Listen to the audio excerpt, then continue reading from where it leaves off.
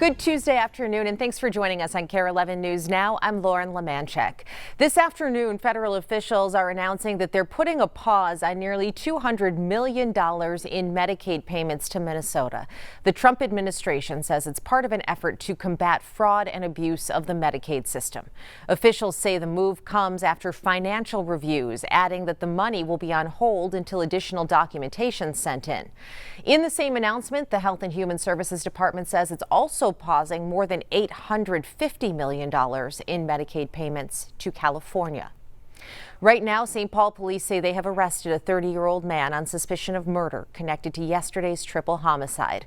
Officers say he was taken into custody last night in Virginia, Minnesota. The arrest happened just hours after gunfire broke out inside an apartment leasing office in St. Paul's Highland Park neighborhood. And this afternoon, the medical examiner is releasing the identities of the victims. 25-year-old Nancy Zambrano of Inver Grove Heights, 56-year-old Dina Silcox of St. Paul, and 43-year-old Adam Wilwarding of Oakdale. Dozens of people were evacuated and the area was shut down for hours. The people living there are in shock. This is so shocking to find out, because why would possess someone to do something like that? Why would you take somebody's life? These people woke up this morning not even knowing this was going to be their last day. The police chief calls the shooting a big tragedy for the city. This afternoon, police are also investigating two shootings in Minneapolis just a day after two mass shootings sent 14 people to the hospital. At the intersection of Nicollet and East 19th Street, a 23-year-old man was shot while walking in an alleyway. Police tell us they had a description of a suspect and found someone who may have matched that description. But when approached, that person reportedly jumped over the fence and started to run toward the highway, which led to a search on I-94. MPD confirms they lost sight of the individual and no arrests have been made at this time. Then another shooting took place a couple miles away on Oliver Avenue North. Police say they found a man inside a home with a gunshot wound. Authorities tell us they believe that man was outside when he was approached by two suspects who opened fire. The victim ran into the house and called 911. In both cases, victims were taken to the hospital and are expected to survive. This afternoon, the Pentagon has released the name of the third soldier killed in Iraq after two fallen soldiers were identified earlier this week. Meanwhile, President Trump issued a new threat saying Iran will pay for every American service member killed. NBC's Alice Barr has the latest. We're seeing the faces of two American soldiers killed in an Iranian strike on a base in Jordan. 25-year-old First Lieutenant Tyler James Feehan from Hawaii, where flags are at half-staff, and 19-year-old Private Isabella Gonzalez from Texas, where veterans in her hometown American Legion post are honoring her. She signed up for it, and she was willing to die for her country. And she did. President Trump is promising revenge, writing every time Iran kills an American soldier, they will pay for that killing many times over. And overnight, U.S. forces launched a 10th straight night of attacks against Iran. While this alert and video from the base where the fallen soldiers were serving shows missiles intercepted and explosions, it's not clear whether these are the fatal strikes from Friday. But U.S. Central Command said a third service member was reported missing, and it is working to identify remains found at the site. CENTCOM has now named another fallen soldier, 30-year-old Sergeant Michael Emmanuel Swinton of North Carolina, killed Sunday in Iraq during the controlled detonation of a downed Iranian drone. Democrats in Congress promising to press for answers about the war's costs in damage to American facilities. And the loss of life and the injuries to the men and women of our armed forces, but more importantly, where are we headed? A senior administration official told NBC News the war has reached a time of ambiguity. Both sides are signaling a willingness to negotiate, even as military strikes ramp up, and President Trump weighs his options under mounting pressure. In Washington, Alice Barr, NBC News. In New York, an investigation is underway right now after a man attacked a federal building, hurting multiple people and setting a fire. Megan McPherson shows us what happened. This is the moment that a former U.S. soldier ignited a huge fire outside the entrance of a New York City federal building. In the video, you can see the man pouring gasoline on the ground and then using a lighter to ignite it and a large firework. 2 government employees and 1 other person were injured in this incident.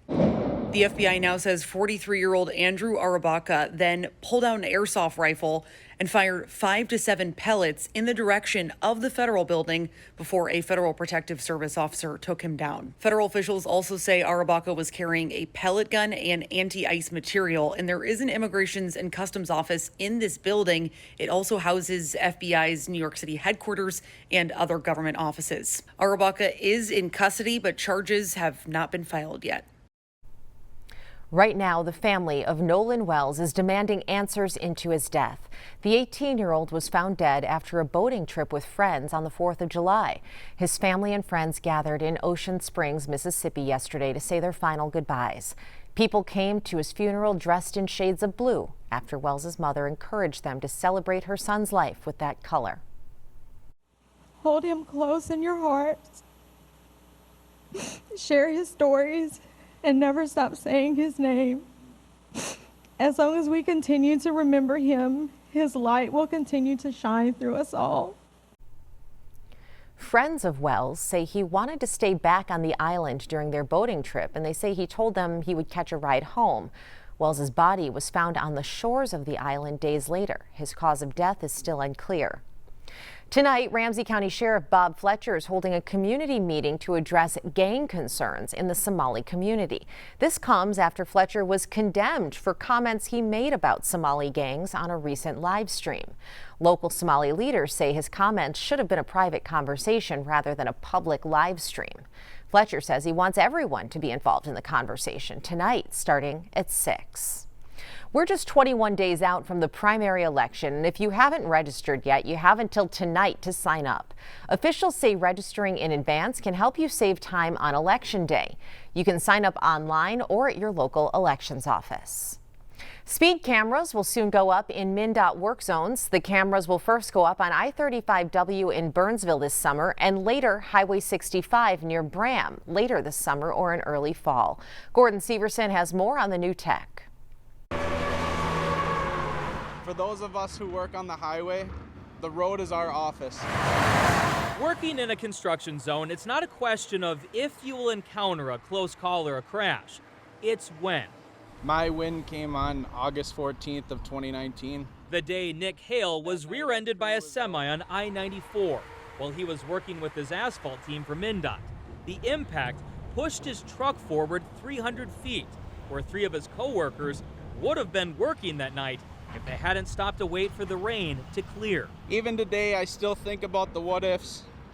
What if everything happened 2 minutes earlier? According to MnDOT, this was just one of more than 11,000 crashes that happened in Minnesota work zones over the last 5 years. And not every accident ends with a close call. More than 600 people have been injured and 22 lost their lives. Behind every cone is someone who came to work expecting to go home to their family.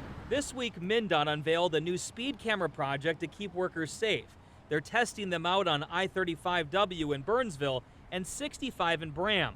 Drivers who are caught speeding at least 10 miles over the limit will receive a warning letter in the mail. The main goal this summer is to test the camera systems and their effectiveness as work zone safety devices. Over the next few years, MnDOT's Commissioner Nancy Daubenberger says they will test the cameras to see how accurate they are and if the program actually inspires drivers to slow down.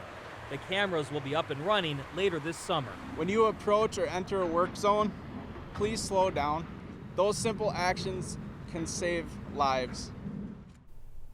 Minnesota's Department of Education is rolling out a new kindergarten assessment program for next year. The department announced 70 schools from 45 districts will be part of the pilot program. It will be observation-based and look at student experience in the classroom, like communication, play, and problem solving. They'll be looking to see what kids need and shape classrooms in the future. Looking for ways to cool off? Tonight you can head to Commons Park for the new Summer Snowball Classic. It's all part of the 87th Minneapolis Aquatennial. Organizers say there will be more than 1,000 real snowballs for the competitions. There will also be food trucks and a beer garden. Kicks off tonight at 6. Stick with us. More news and weather's coming up after the break.